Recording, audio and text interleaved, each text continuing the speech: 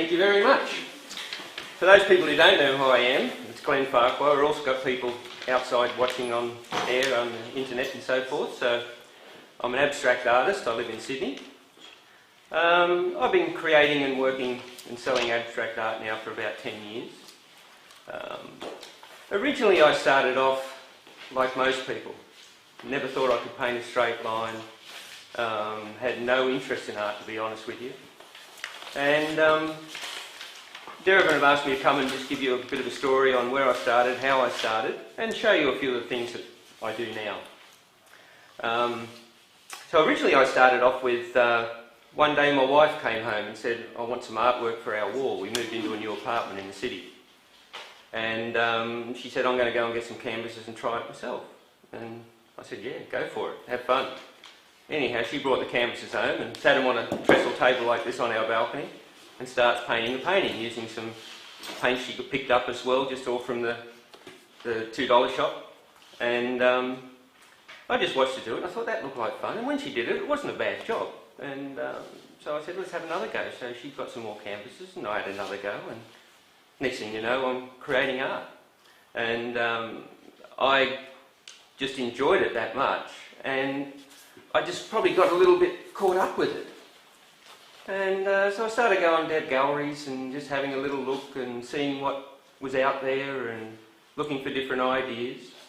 And I just keep bringing another canvas home and some paints and paint another artwork. And then I started to have people say, geez, they're good, you should go and sell them. And I'm sure there's a lot of people here who have had the same thing happen to them and the same type of stories. And so I started going to a few home furniture shops and saying, can you sell this artwork? And yeah, we'll sell it for you. And sure enough, they sold it. And I thought, wow, that's pretty good. So I'll shoot off out, looking at galleries, trying to get different ideas and trying to work out how to create different styles of artwork. So I started working with textures, and I'd go to a gallery and say, geez, that looks great. Or I'd go to a furniture store and there'd be an artwork hanging up, and I'd go, how did they do that? So I'd just look at it and think, yeah, I don't know how they've done it, but I'm going to go back and give it a go. So I'd go back and give it a go myself. And I wouldn't get the same result as what they did, but I get my own result. And some of them look terrific, others look absolutely shocking. And if I think back to where I started now, and why would someone buy it, I would think. But, you know, the eyes of the beholder, and as long as I've owned a gallery, I've been amazed at some of the things that people love and some of the things that people hate. And some of the things I love, they hate, and vice versa. So I started getting a bit bigger and bolder, and I'd start creating different things on this balcony, and it was only a very small balcony, and I had drop sheets down because I was, you know, the wife was going to kill me if I had paint all over this nice new apartment we're in. And I was very cramped, and I just fitted a table like this on with a bit of room on either side, and I started getting bigger and bigger canvases. And I was going to different home stores and just knocking on doors and asking people whether they can sell them for me. And sure enough, some would take them on, others would walk you away, and you'd have that rejection mode come and walk out with your tail between your legs. But I didn't give up. And I kept knocking on doors. And then I started knocking on doors of interior designers.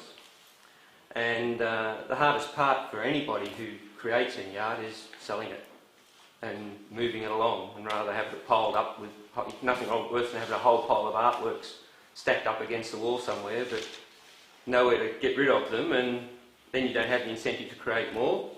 So I think it's every artist, the hardest part of all is trying to sell their artwork. But I got to where I was, you know, talking to different interior designers and showing my small little portfolio I'd have of pictures, of photographs, and slowly but surely different interior designers took them on. So I was walking around one day just up the road from where I lived at Piermont, and I saw this little empty space. And I'll come home to my wife and said, I'm going to open a gallery. And with no experience and no real idea what I'm doing. And we took a lease on this little place in Piermont and opened a gallery. and stuck some art up on the walls and said, well, now people have got to come and buy it. And found out that people don't flood in necessarily. And, you know, as I say, when I look back and see the works that I had there when I began, you know, I can understand why they didn't buy some of them. But I gave it a go, and we pushed on and pushed on. And once I opened the gallery, that's when I did go and knock on a lot more doors, all the interior designers especially. And what I found by going to interior designers was they would come to me then and say, can you create me something like this? So they brought the ideas to me. And that was the best thing. And I just really loved when people would bring ideas to me because they give me a challenge. And I'd have artworks that my wife would be manning the gallery, and I'd come in the afternoon. She said, the interior designer's just been in and this is what they want me to create. And they want it this big. And I'd say, well, I've never done that before. I don't, you know. And she said, well, I've told them you're going to do it. And you've got to price it up and give them a price. So that's how I just learnt, basically, was a bit of forced learning.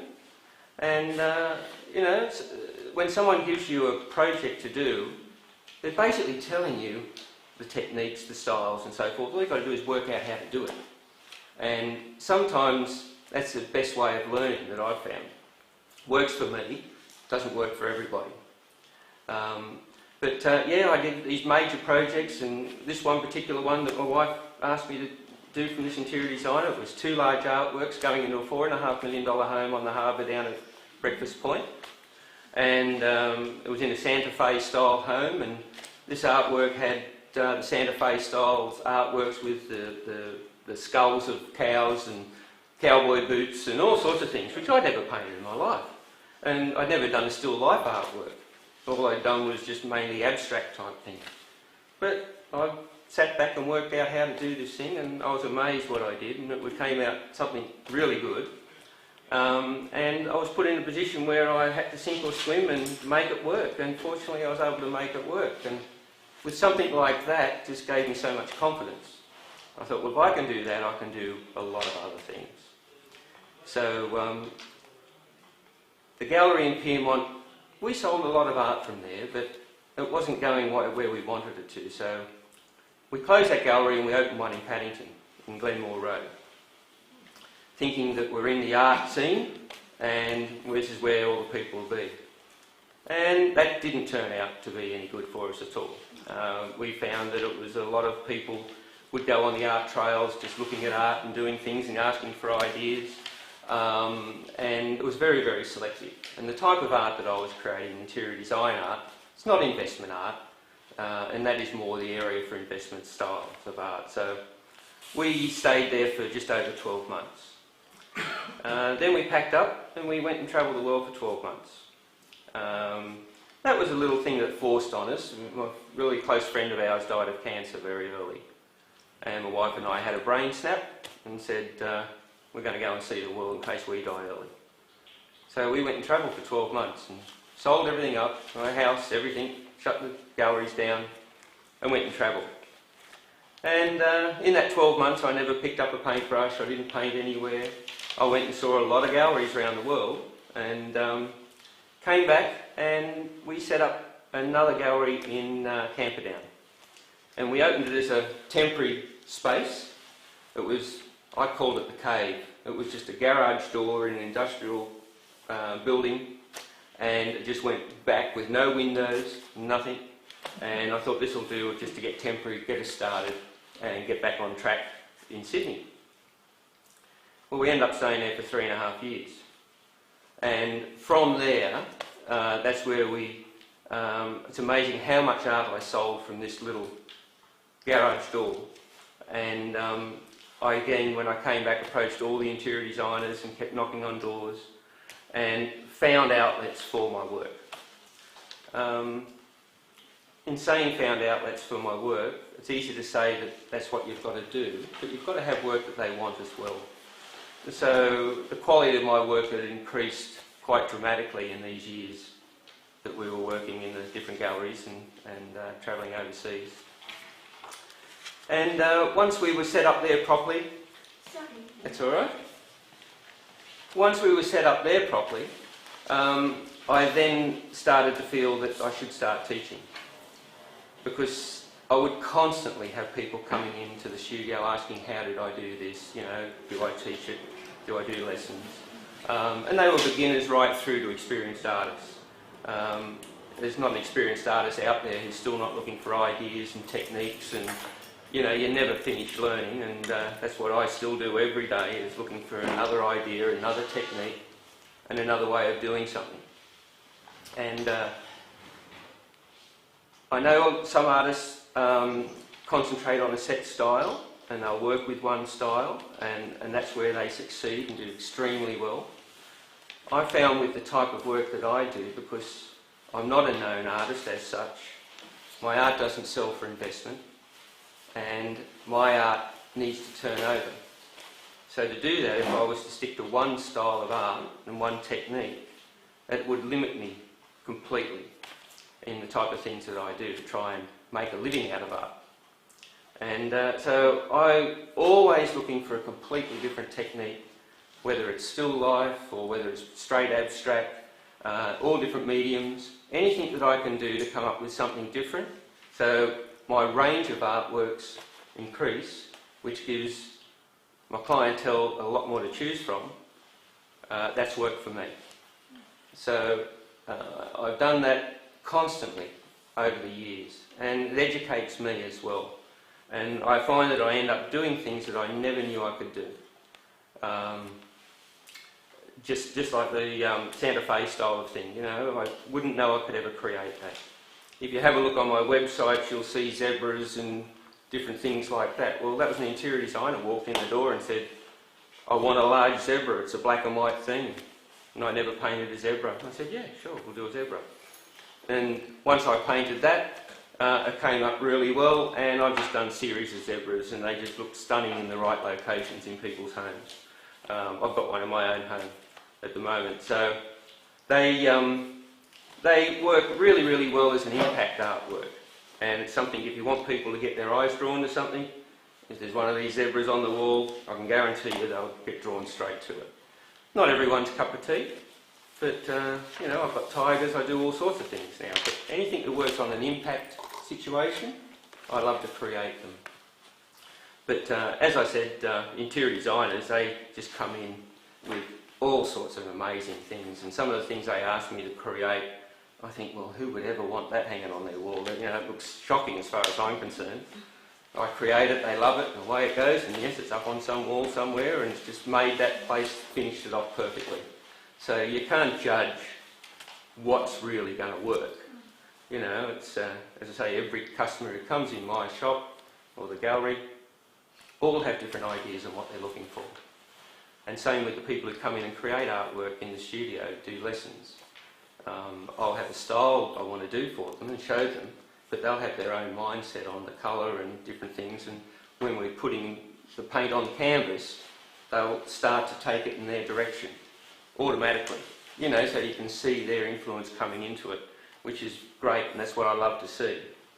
But once we ended up in our little cave, that I call it, and I had people asking me all the time to learn how to paint, that studio didn't suit doing lessons. It wasn't big enough, you know, there wasn't enough room to spread out, there was no light in there. It was, you know, I was used to working with just a couple of fluoros on.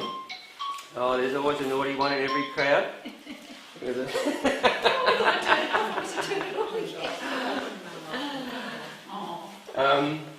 Excuse me. But yeah, the studio just didn't suit teaching art. And so I had to try and work out a way that I could teach it without going to the next level of getting a larger studio and all that type of thing.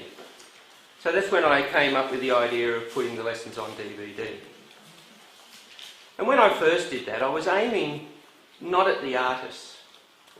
Because I dealt with interior designers, who was obviously a lot into the home decorating and home furnishings and so forth, my initial intention for the DVDs was aiming at the home renovator, and the people who were renovating their homes and decorating their own home. So they wanted to paint something to suit their home. And that's where I aimed it. And that's why the original series was called Step by Step Interior Design Art. And we had it out for probably series 1 and 2, we created straight away, and that was with 6 different lessons. And we had that out in, on our website and in a few stores around. And what I found was it wasn't the home renovators and home decorators who were taking it up, it was the artists, the people who wanted to learn how to paint art. And we had it out for just on 2 years. And it was so successful over the internet, we sell them right around the world. They go everywhere. I don't think there's a continent, well, there isn't a continent they're not on. And some of the very obscure countries, you know, like Venezuela and Chile and Saudi Arabia, they're in all the different countries everywhere. Mexico, not just the English-speaking countries. America's our largest market, so many in America. So they were so successful. Then we decided we'll create some more. So we created another 4 series, and we've named those Step by Step Abstract Art, aimed at the artist. And they've been taken up so well. The people who bought series 1 and 2 would come back and just buy series 3, 4, 5, 6. We also sell downloads on the internet, so you can buy the individual lesson as a download. So anywhere in the world they can buy those, don't have to worry about postage. And usually when they buy one, they come back and buy another. Because what I've tried to do with them is, I've tried to make them as simple as possible. And the abstract art that we do teach in those, none of it is really hard. All forms of art, you've got your simple techniques and you've got very complex techniques, and that goes for abstract as well. And you can have some very, very complex techniques in abstract, and we haven't reached those on the DVDs yet, which we will be doing. But I've concentrated on lessons that anybody in here in this audience could grab one of those lessons, and I can guarantee you'll get a result. Because I've taken the secrets away from it, I've taken the stigma of you really need to have experience before you can create something like this. And in doing that, people have grasped onto them and find that they really work for them. And that's the aim that I've always tried to do, is not make them complicated and let people who, especially if someone is coming into the art world and wants to give it a go, like I did when I first started. If I had something like this when I first started, I would have catapulted a lot quicker than what I did. But I'm glad I didn't, because I learnt the hard way, and I've developed all these different techniques and been able to put them down so people can see them. But what I did find with talking to art stores and different places around, that a lot of people who might say, I want to start and learn art, they'll go and buy a canvas, buy some paints, go home, sit it on a table or on an easel, and then say, what do I do now? And they'll push paint around and do things and find it really doesn't work, and they basically give up and say, art's not for me. I knew I couldn't paint a straight line, so why did I try? So what I've done is tried to make it so those people who are trying to get into art actually can get a result. So they do something and look back and say, geez, I just did that. And I get emails almost every day from all over the world now with photos and images saying, look what I just painted. I've never painted before. I saw your DVD, I bought it, and I painted an artwork, my first artwork. And they've painted it as well as what I've shown them on the DVD. And, you know, this is why people come back and get another and another. They just realise that, hey, it's not that hard. It doesn't have to be hard. But I didn't know where to start, and I didn't know where to finish. And that's what I try and show people right the way through. And also, feel free, anyone wants to ask questions, anytime, butt in, I don't mind. Yeah, so when are you going to show us the DVD? When am I going to show you the DVD? Yeah, you've got to switch up the lights. No, I'm not going to put a DVD on. I'm going to show you one of the lessons. Yeah. I'll paint an artwork here. Alright?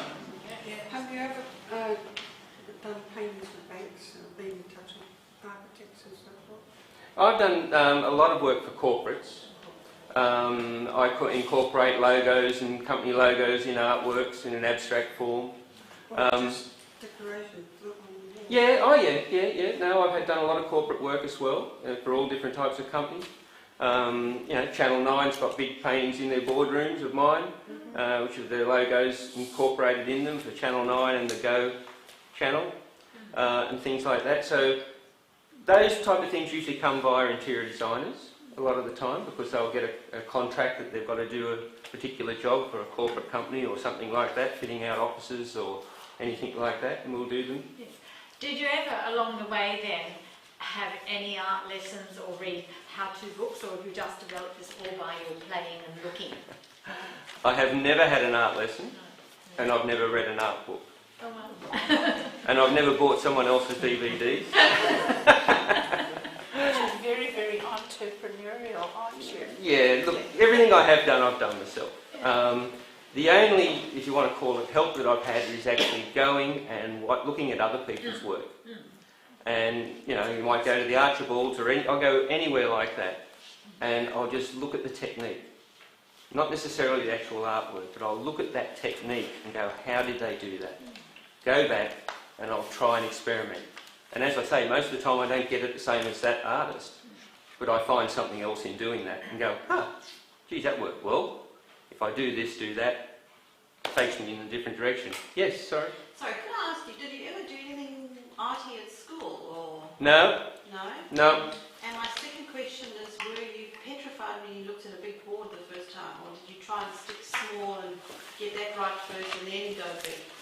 I started off probably, the size of the first canvases I painted were 120 centimetres, so 4 feet by 50. So long, narrow. And to a lot of people that's big, but look, I'm a believer of sometimes if you try too hard, it becomes hard. You know what I mean? And I was forced to go into big canvases very quickly, because as soon as I started selling them, people said I want something bigger. And that's what I've also done with the DVDs. I've created all the lessons so you can paint them on a canvas this big, or you can paint them on a canvas 3 metres long.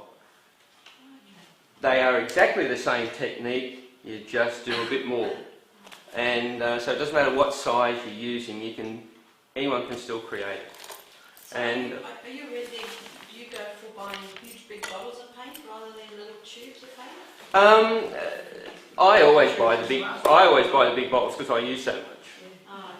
When I started off with the little tubes. We bought little tubes, you know, and then realised, we need a bigger tube to do this one because we've got a bigger canvas, and just went from there. Really, I try and let people know you don't have to be afraid. When I do art lessons in the studio, I do individual art lessons. We also do corporate team building. We do hens parties. We do all that type of thing. And with hens parties, they're so much fun. You know, they'll have a group of girls and they'll all create an artwork 2 metres long by a metre for the bride. And she'll be in control of what colours she wants to suit her home. But I'm there and I make sure that they do it the right way and they get a really good result. And the bride's got this memento that all the girls made for her. And it's do something. They start off terrified? Or? Oh, they all come in, and as soon as they see the size of the canvas, they all go into panic mode.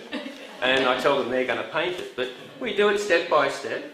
And the style I'm going to show you now is one of the styles we do with the brides. And it doesn't matter what colour combinations you do; it's pretty much foolproof. Anybody can paint it, and I prove that time and time again, because I don't do any of the painting when we have the hens nights. They do it all. I just tell them what stages and how to do it. And they just see a big mess on the canvas, and then in the end it suddenly comes together and they've got this abstract art that they can't wait to hang up. Wow. So, and that's what I do, is just take the fear out of it as much as I can for people who are learning. And the corporate team building's the same. We have so much fun with those, and you know, nobody knows any art. Everyone comes has got no art experience. Or you'll have one person in the crowd who's got art experience and think they're going to lead the team, and they soon realise that it doesn't matter what art experience you've got, it's got nothing to do with what we're doing here, and everyone else comes onto the same level and all do it together and end up as a group making it, or they make individual ones themselves each. But the smallest artworks that I do in any of my lessons are, getting back to size, are the 120 centimetres by 90 centimetres. Yeah, so they're the smallest canvases that I use, and with any of the lessons. What's that size over there? Yeah, similar to that, yeah. Okay. And I just had a lady in this morning doing an individual lesson, and that was on a 2 metre by a metre canvas. That's her first lesson. Do you make your own canvases? Or? Yes, I do. I get both. If I'm obviously for the art classes and things like that, I get them all pre-made. I buy the ones that anyone buys from the art stores. But if I get special orders, I'll make them any size. Like the longest I've made as an individual canvas is just on 4 metres by 1.9 metres high. So I make them to suit. So any of those I do. Do you use projectors or not to make the pictures for big? Do you use projectors? Yeah. Yeah. Depending on what it is. For the abstract art, no. Projectors are very good if you can't draw. Yes. And there's a lot of people who can't draw but they can paint. So, there's... Especially for big pictures, Yeah. And look, I've had artists turn around to me and say, oh, that's a no, you can't use a projector. But that's all right if you're really good at drawing. But if you're not, there's nothing wrong. There's so many artists out there as well. I know when I bought my projector, when I bought it, the salesperson I bought it, I've said, oh, we sell more of these to artists than anyone else. And it's true. And you can go to your art stores and hire your projectors and the little ones, or I've got an overhead. Yeah, because in high school, my daughters went to high school and did the paintings, and they used the projectors, they put 3 pieces like this, Yep. and then they use the projector to Yep. paint. No, using a projector is fine because that gives you your outline. Because at the end of the day, all the projector does is gives you an outline. It doesn't fill it in, it doesn't bring the artwork to life. It's up to you to do that. So that's where your skills come in. But no, I use a projector if I'm doing corporate work, and it might have a logo running right across it. So you've got to have the logo exactly as per the company's logo. So projector puts it on, you trace around that, and you've got their logo perfect for them. So it's very important for those. So, I do all sorts of artwork, not just for home. So when you're doing for those types of people, you have to be, their logo is more important than the artwork around it as far as they're concerned. So, no problem with projectors. I'm more than happy to use projectors. When I do the zebras, I use a projector for those, and in the next series that I'm going to be filming next month, I'll be teaching people how to paint the zebras using the projector and everything like that. So, yeah. If no one was allowed to use projectors, you wouldn't see half the artwork out there you see today. True. Yes, because the things are so big and you can't spread your hands out. Yeah. Yes. But, you might want to paint something which is obviously a picture this big. Well, not everyone's capable of blowing that up into something that's going to fit on a 2 metre canvas. So what is that, a data projector or an overhead? That old-fashioned one with a little square thing, or an actual data projector? Oh, South African accent. The projector I use is an overhead. Okay. Now, they're not as easy to get these days because people do things on computers and project them straight off via computers and things like that. Well, if you've got that, that's great. You can pick up an old overhead projector for nothing basically because they're obsolete in things like schools and offices, and it's all done by PowerPoint. So quite often they'll throw them away and just give them to you. The hardest part is getting your transparency. A lot of art supplies and office supplies don't even sell the transparencies now. So quite often you do it through your PowerPoint straight out of your computer. A lot of projectors work that way. But, so where do you get your photos for your reference material, say like the zebra? the zebra, Anyway. off the internet, nice photo of a zebra. I've got quite a few photos from when I travelled through Africa. But yeah, you can go to the zoo and take your own. But I just troll the internet. I've got a, on my website you'll see it, there's a picture of a zebra with a lion grabbing the back end of it. Some people say it's gory, but it's nature as far as I'm concerned. And with that one I found a picture of a zebra being chased by a wildebeest, and I found a lion chasing something else. So is that Not zebra not being chased by the wildebeest, sorry, the wildebeest being chased by a lion. Yeah. And I got the zebra on put there, and I put the lion onto the back of that, and you know. So is that somebody's photo, or is there copyright on that? Or? No. There's a lot of photos on the internet. If they're copyright, they'll have things across them to stop you from taking them. But it's public material once it's on the internet. Everything that's on my website is public material. People can take it off and on. And you know, if you don't want anyone to take it, don't stick it on the So you're website. going to paint? Yeah. Hmm? You're going to paint? We'd We'd like to see you paint. Yes. That's great. You're worried about the traffic.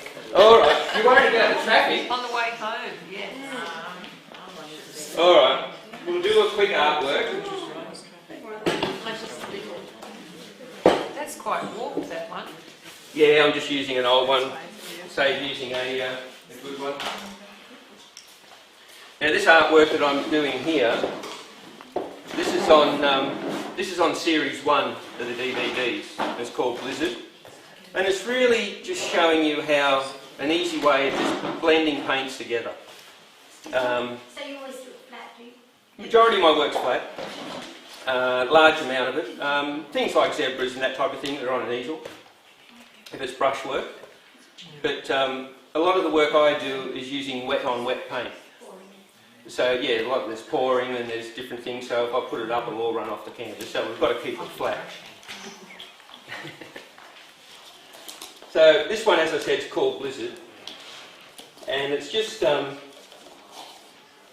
all wet on wet, but just showing you how just by putting the paints down in a certain order, you'll get a result which can work very well for an interior design style artwork. Everything, as I say, is in the eyes of the beholder. It's like colouring design. Yeah. But this technique that I'm going to do now, you can do in any colours you like, and in any size. Whether I create this artwork this big or I put it on a 3-metre canvas, it's the same technique, just using more paint. So it's not hard to do it in any size. You can do it in a little 3-piece. I could have 3 50 centimetres by 50 centimetres, put them all together, paint the artwork in one go, separate them, and you've got yourself a nice 3-piece. And easy to move around. And easy to move around, yeah. But what I always tell people, don't be scared to do a large artwork. Even with this one, when this is finished, if I'm not happy with it, you don't have to waste all your paint. I can just scrape the paint straight off, put it back in a container. Sure, you'll have colours mixed together, but you'll just have a different colour paint which you can use again. You know, so some people might say, I don't like that, and think that's it, I've ruined it. Or even if after it's dry and you don't like it, you can start again. You just paint over it with white and start again. You just go over the top of the canvas. Do you use any textures? Yeah, I use... Apart from texture medium, I mean, like objects. Look, I usually mainly use texture medium because I can create that to whatever shapes and things I want. But I've put different things in artwork, so I've used bits of paper done in hole punches, you know, things like that, sprinkle those through paint and give a bit of a different look.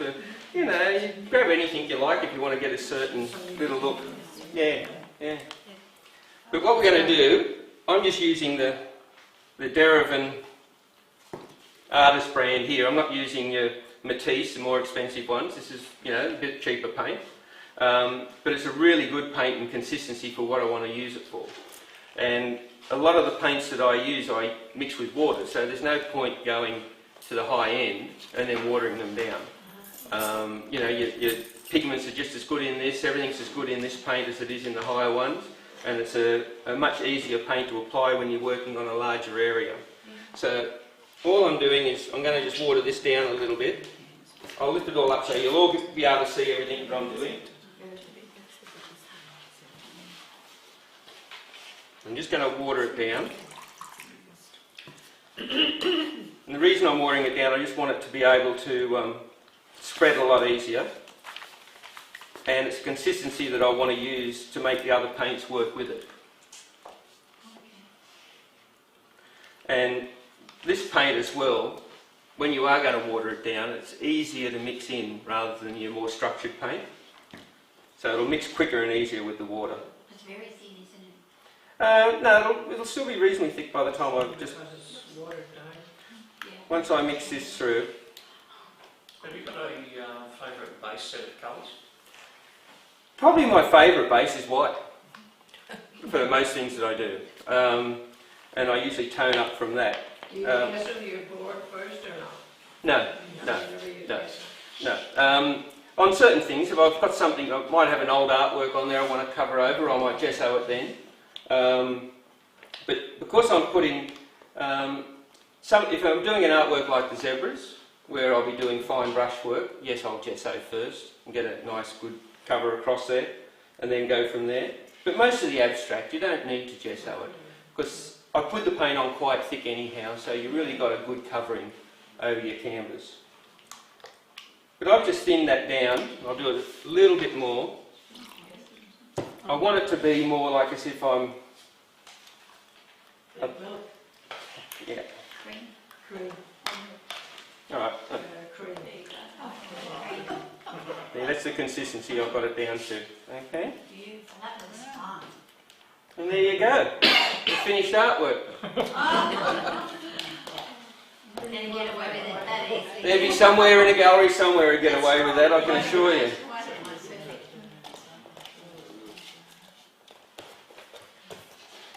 All I'm going to do, and again for most of the abstract work you don't need expensive brushes. This is just a gesso brush, the cheapest brush you can buy in your art store basically.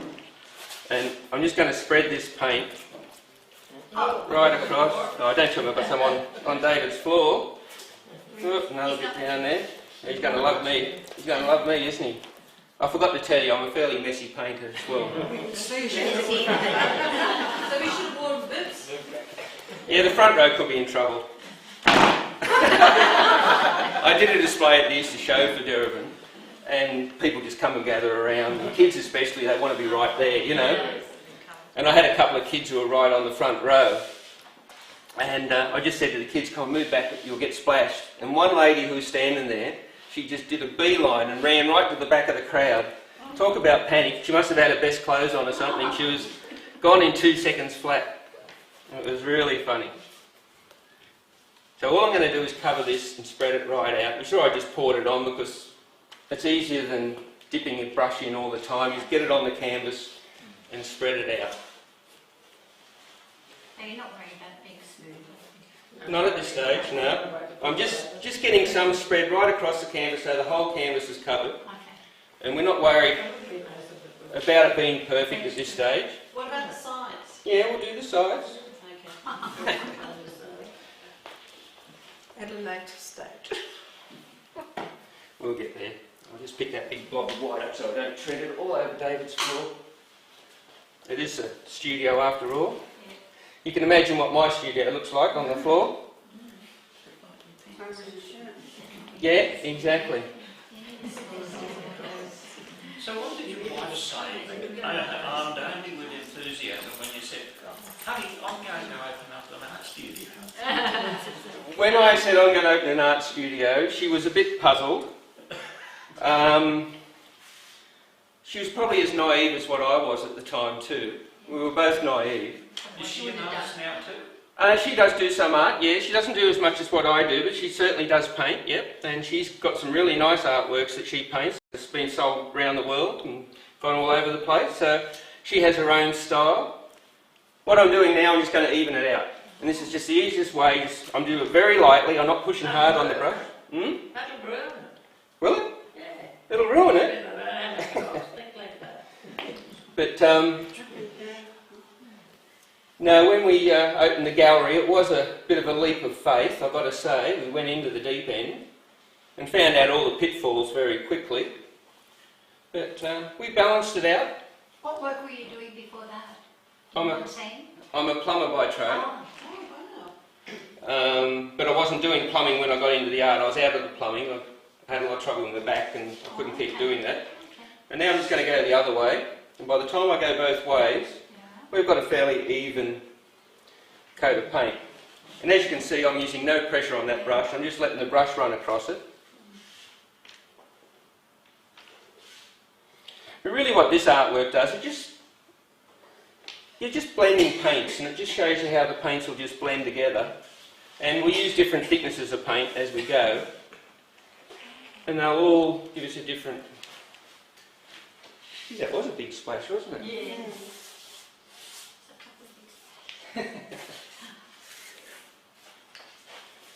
I was just too excited. Performing in front of a crowd, you know. Yeah, I'm sure you've never done that before. I haven't done a lot of it, to be honest with you.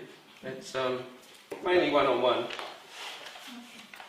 Alright, that's just the base. So just use the white as a base. You could use any colour you want as a base. You know, it's up to you. I have done them with a black base and then put the colours on top. You just get a completely different look each time. Do you find that it's hard to get over the darker colours? If I had a dark colour. Underneath the base. Affect the colours, light colours. Yeah. Whatever. If you put a dark colour underneath this, you're going to get a completely different look when your artwork's finished. So I quite often will start with I'll start with a white base and then work on top of that. But as I said, I've done them with black bases. I've done them with a brown base. It just depends what look you're trying to achieve.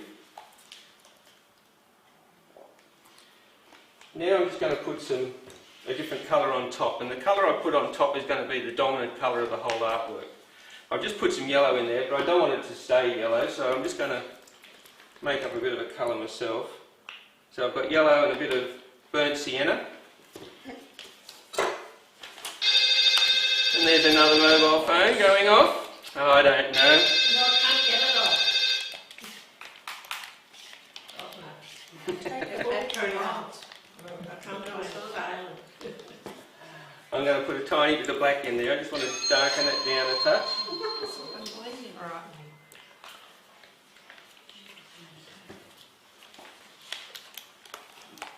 Now I'm just mixing up my own colour, so anyone can mix up whatever colours they want. But I'm putting so I've put some yellow, some burnt sienna and a bit of black. But I haven't mixed it, I haven't mixed it completely together so it's completely solid. I've just left it that little bit unmixed. Wouldn't matter if I mixed it solid all the way through. I'll put a tiny bit of water in there. I just want this a little bit thin so it'll spread.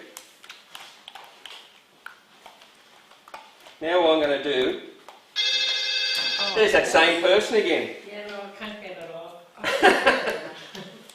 I can't get the phone. Take the battery out. Have you got a sword? Put it out. Are we ready to continue? Yeah. Sakes. Alright. All I'm going to do with this paint, we're going to just put it on in different, all the way across the canvas. And I'm putting this on really thick. I'm not taking it off the brush. I'm just doing a full laden brush. And there was no water in it. I put a very tiny bit of water in, just to soften the paint that little bit, because I just want it to be very thick. On the DVD lessons, I go into more detail with what I do, so it's very clear. Have you got something in mind as to what you want as the finished product? Yeah, I know exactly what I'm going to do. Is that going to end up like that over there? It's going to be in similar style to that over there. That's the style we're doing. Yeah. And the amount of the colour you put on just dictates at the end of the day how much white you have left on the canvas. You can put minimal amounts on, you can put a large amount on. But this particular style of artwork, the bigger you go, the more interesting they all look. And I think that phone's going to have to stay outside. Oh. It's hard to... How rude.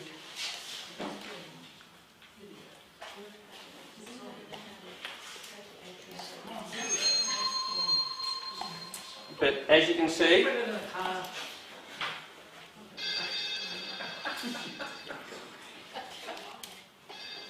they just don't realise you're busy.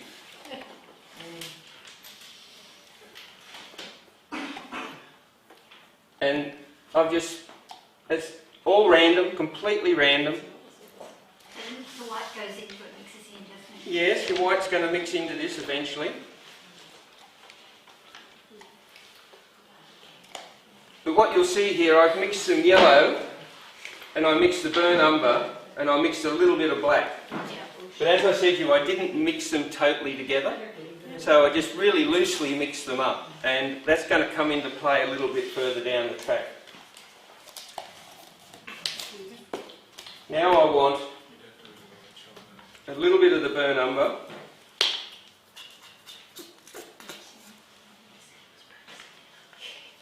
Is it burnt sienna or burnt? Yeah. Oh, burnt sienna, sorry. Burnt sienna, you're right.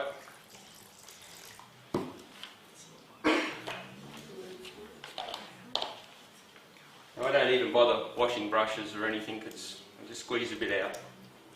But what I want this one to be, I want it to be really, really weak, like water. And when I say like water,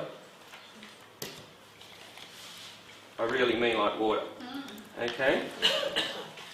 And that's perfect. So I do this. All I'm going to do is sprinkle this across the canvas. And I'll tell you why I'm using these different consistencies in a minute. Some of you will already know. But what it does is it makes the paints work against each other. And it all helps in the finished artwork.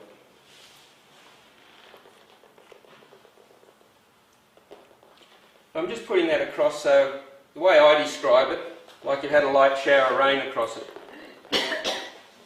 It's up to you how much you put in. The more you put in, the more it'll show through the artwork.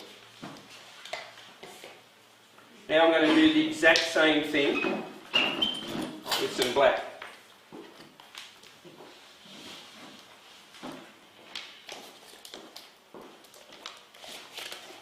I'm going to water this one right down as well, using the same brush.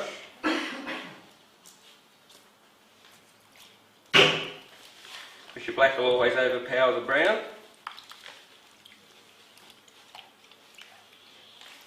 Again, just like water.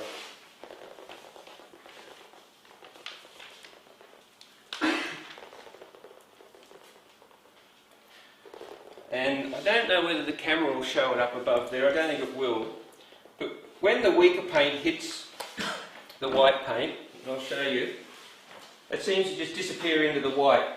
And it goes like grey and so forth. That's just because it's so weak, it just drops straight down into the paint.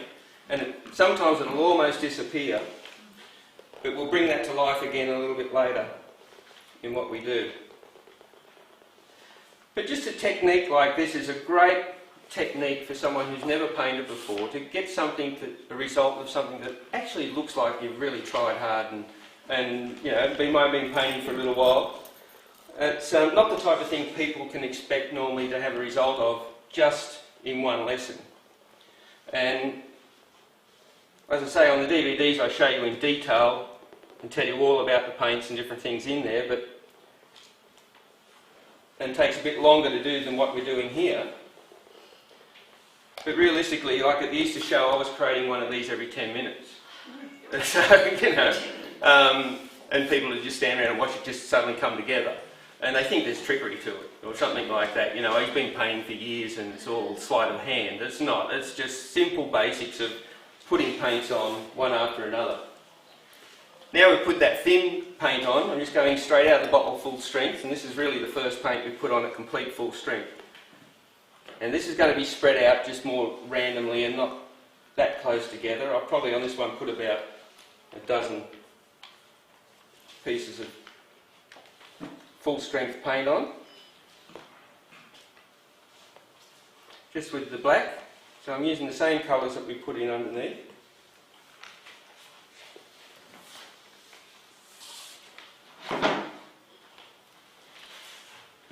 Then I'm using the brown again that we used before, again in full strength.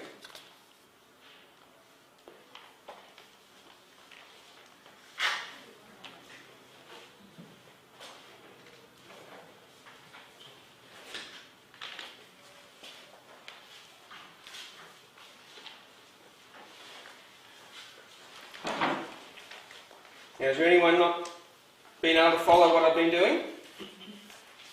All pretty much on board? Yeah. Now we're going to turn this into an artwork and bring it to life. And that's why we put different consistencies of paint on here, because we're going to spread it now And the thicker paints are going to go over the thin paints, and they're all going to start to react a little bit with each other. But as I say, it's a very simple technique, but you can do it in any colours you want, in any size. And what are you using to spread it with? All this is that I'm using is a little bit of floor tile like we've got on the floor here, just sliced up. Use a bit of perspex, a bit of anything you like. As long as it's not a bit of cardboard or something, because it'll just break up. But, you know, just anything that can be used as a spreader. You can buy spreaders from the art stores, just little perspex spreaders you buy. And just very lightly, I'm just running it across. I'll show you a little bit there. So I'm just, with no weight on this at all. If I was to put a lot of weight on it, I'd just scrape the paint from one end of the canvas to the other and go back onto the floor again. So I'm just really feather touch, just letting the weight of this run across it. But you'll see the paints all start to come in together. And one of the reasons I don't mix this base colour right up, I want them to separate a little bit as it all comes down, so hopefully you get the tones of the two paints that are mixed together, just to make it a little bit more interesting. Now the more I spread it, the more we'll end up with a solid coloured artwork. And obviously the less you spread it, you have more white showing through underneath.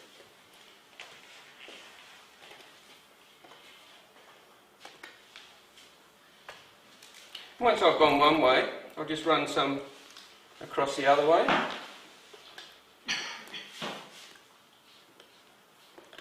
And I'm not doing long strokes, just short little strokes in different directions.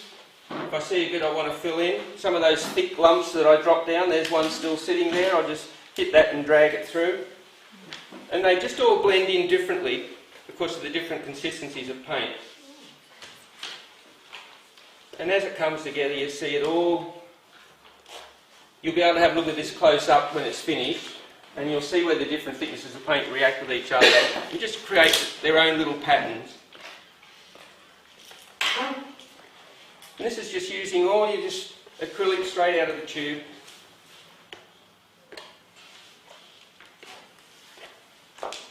And it's up to you how many times you drag it and how much you cover. But each time I drag it, I create another little bit of a colour combination in the artwork. That's where we're up to at the moment. Alright? Now really, the paint's doing most of the work.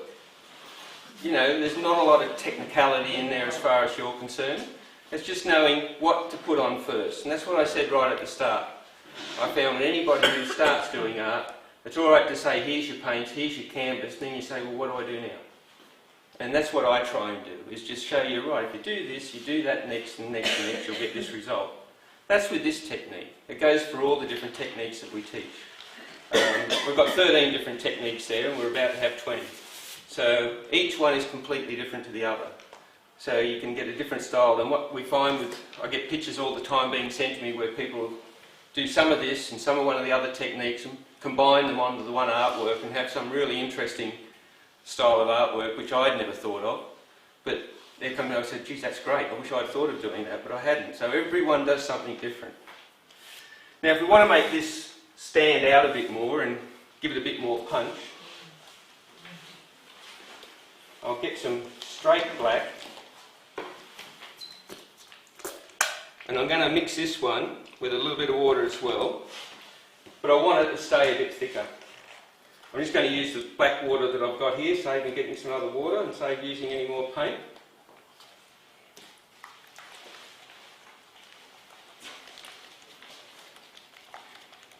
Now, the thicker I have this one, the thicker it'll stay on the canvas. If I create it thinner, put more water in, it'll blend in and bleed in with the other colours on there. So in that respect you can get a different look as well. And I'll do a couple in a bit thinner to show you what I mean. But by using some black, what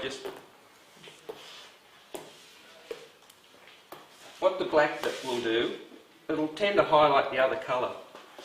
And I'll flick this up so you can see it in a minute. But it makes the other colours pop out better. by putting some solid black around in different spots. And then I might just do some. So you definitely need a drop sheet if you're doing this at home. And you can see why I was scared having drop sheets all on my balcony when I first started. But mind you, I didn't know this technique then, but I've always been a bit messy with everything that I do. You're a plumber once. No, I was one of the tidy plumbers. I wasn't a dirty plumber. They don't exist. That's a myth. It's a myth. But look, just by putting the black on, you can see how the other colours tend to pop out a bit more. Right? Now you might have something that you're doing it at home and you want to tie in with some cushions or something like that. So you might want to put a bit of that colour in as well, even though some of those colours may be in your artwork. But if you want to highlight something, you might have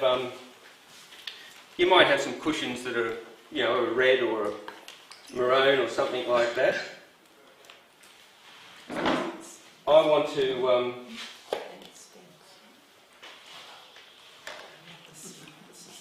It's going to dry matte, isn't it? Sorry? It's going to dry matte. It'll dry matte, yeah.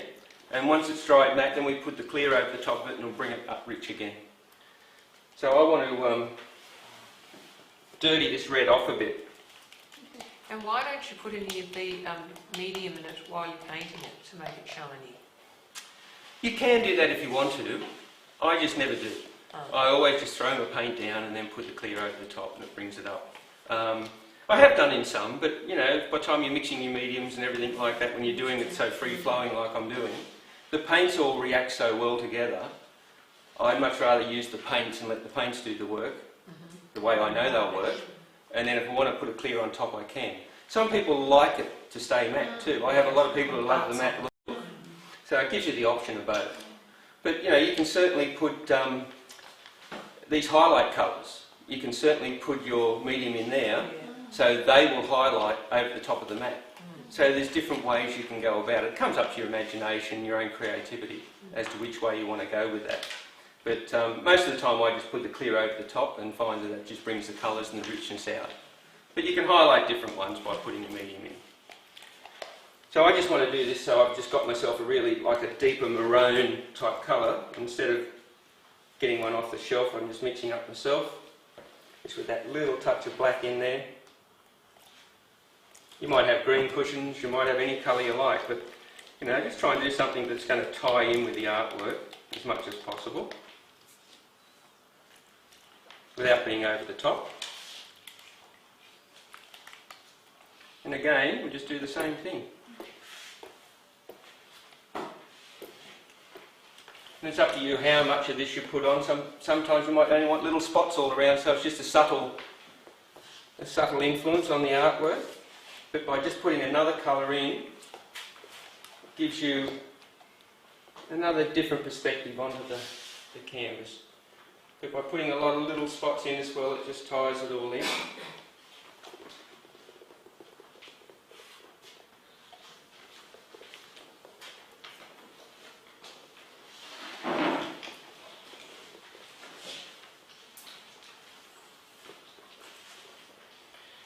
Now this red I've put in, I've mixed a little bit more water in it, so it's a little bit thinner than the black, so you'll see it react a little bit differently. But then just by doing that, you've got another dimension again. I won't hold it too long, it'll start to run. But so that's how you can just create it to suit yourself. To finish off around the edges, you just get your brush with, I use the base colour, and just straight around the edge like so, and it'll just finish it off.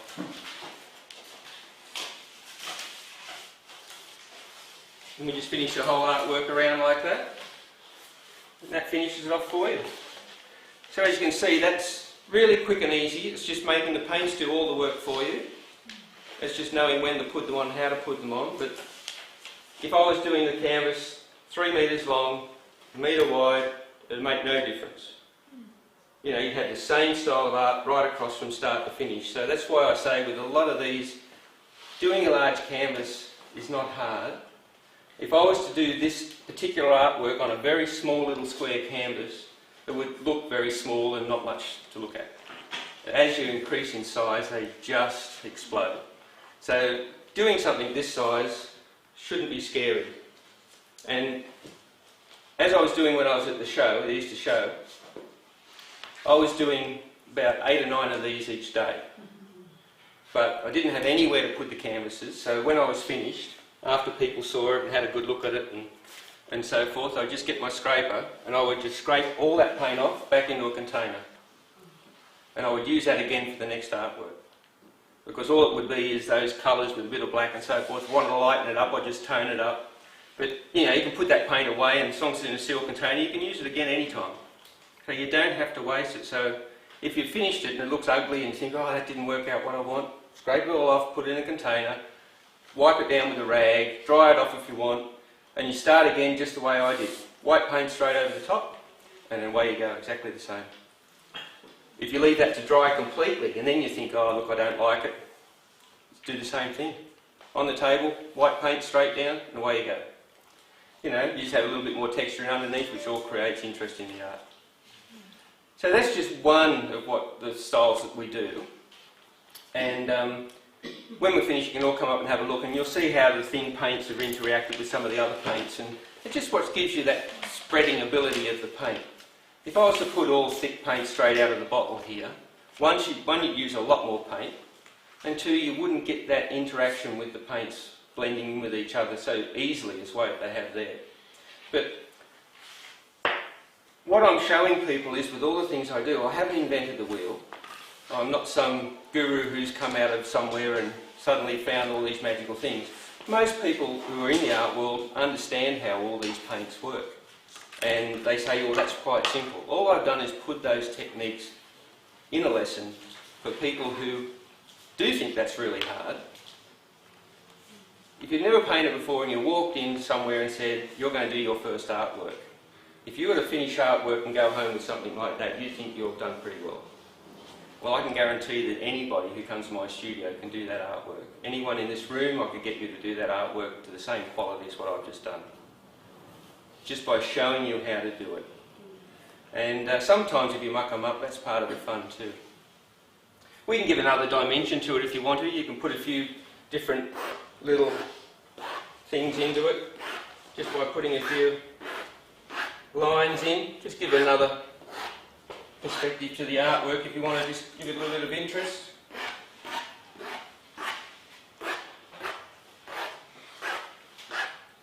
You can write your name in it if you want to.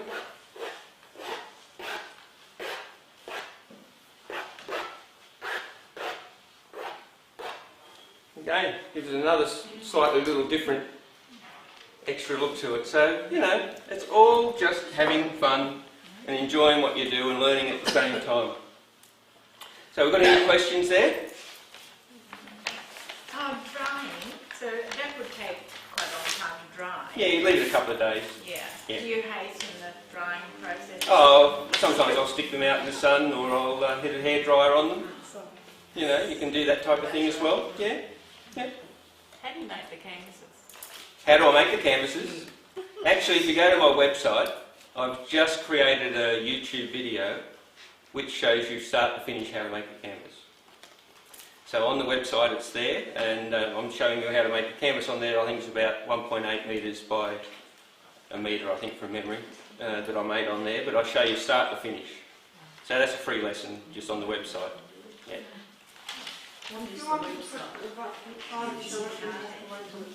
Yeah, to put it clear over the top, you wait until it dries completely, and then you just do a clear varnish like you would on any artwork. But this will definitely dry flat, and you can see that one over there, how it's flat. If we put a clear on that, that would come up like this again. So all those colours where they're dulled off, it'll richen right up and give you all that rich tone and rich colour. When you say clear, you're talking about a varnish? Yeah, clear varnish, yeah. So you use the spray one? Spray clear? No, I use it just with a paintbrush. Yeah.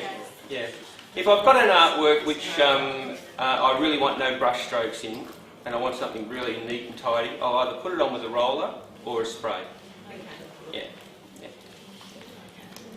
But I'd say that's pretty much Thank you very much. the end of our little talk. I hope you've enjoyed.